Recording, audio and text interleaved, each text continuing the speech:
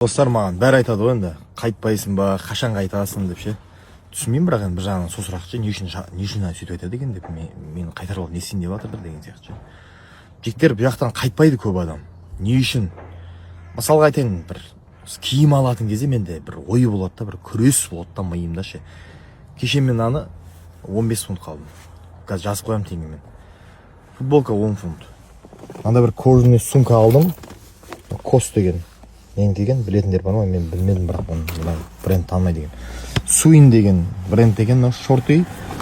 И сосын Кроксдан шлепки алдым.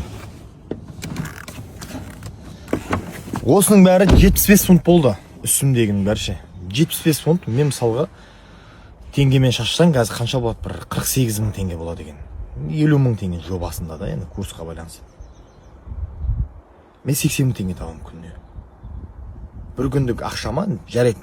Бір күндік ақшама деп айтайықшы. 80 мыңға 50 мыңға жетпейтін ақша, киіммен де. Сондай нәрселер аласың да бұл елде. Жарайды, бұл киім, шүберек, мелочь қой дейміз мысалға ше. Мына машина Lexus RX 400 3.3 объеммен гибридный 2007 жылға 1,5 миллионға түсті маған. 1,3 миллионге алдым, страховка анауынан 1,5 миллионға түсті. Осындай нәрселердің кайфына кіріп алған адам бұл жақта 1,5 миллионды бұл жақта бір айда табады адамдар. 2000 фунтты любой стройкадағы адам табады бұл жақта айына.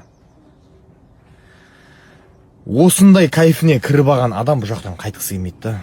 Елімізге қараймыз, я, ер жігіт туған жеріне, ит тойған жеріне дейді. Қарын тоқ жерде жүре бермейсің, бірақ туған жерге барғымыз келеді, бірақ енді біздің елдегі ситуацияны ойлайсың да, сәл жүре тұрайыншы. Қазір мынаны бүйтіп алайыншы, мынаны бүйтіп алайын. Сөйтіп жүрген кезде бауыр басып баратырмыз неға.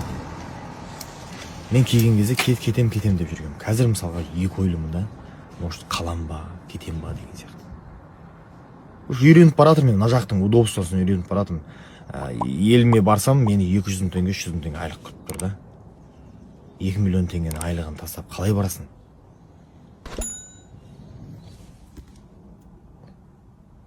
Жүрегің ауырады ойласаң, короче. Аман болыңыздар.